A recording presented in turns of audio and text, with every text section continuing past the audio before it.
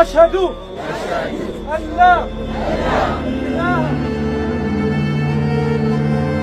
আফ্রিকার বুকে ঘটে গেল এক অভূতপূর্ব এবং ঐতিহাসিক ঘটনা। কোনো রকম জোর জবরদস্তি কিংবা প্রলোভন ছাড়াই কেবল ইসলামের সাম্য ও শান্তির বাণীতে উদ্বুদ্ধ হয়ে একসঙ্গে পবিত্র কালেমা শাহাদাত পাঠ করে মুসলিম হয়েছেন পুরো একটি গ্রামের মানুষ।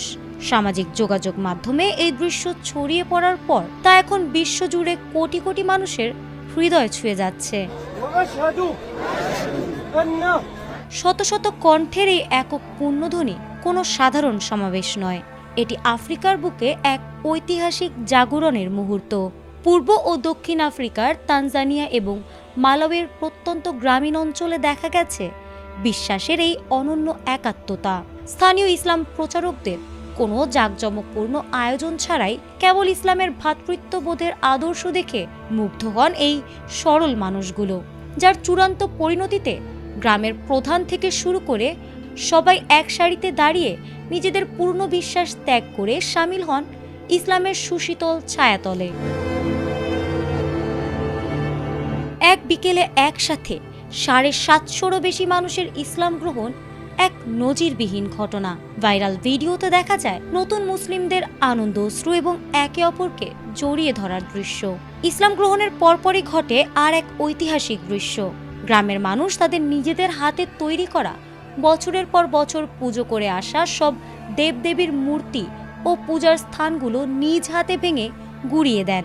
তারা বেছে নেন এক আল্লাহর ইবাদত। বিশ্বাসের এই অবিশ্বাস্য পরিবর্তন ক্যামেরাবন্দী হতেই তা ছড়িয়ে পড়ে নেট দুনিয়ায়।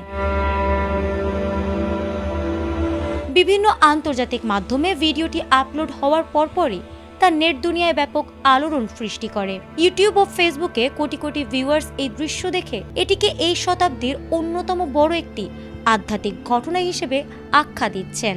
তবে শুধু কালেমা পড়েই দায়িত্ব শেষ করেননি প্রচারকরা। ইসলাম গ্রহণের পরদিনই মালাউইর ওই অঞ্চলের নতুন মুসলিমদের জন্য শুরু হয়েছে প্রাথমিক ইসলামী শিক্ষা, অজু ও নামাজের হাতে কলমে প্রশিক্ষণ।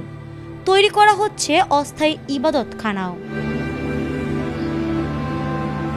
আধুনিক যুগের চাকচিক্য থেকে দূরে আফ্রিকার এই প্রত্যন্ত অঞ্চলের মানুষের সরল মনে ইসলামের সত্যের আলো যেভাবে প্রবেশ করেছে তা বিশ্ব মানবতার সামনে এক বড় দৃষ্টান্ত।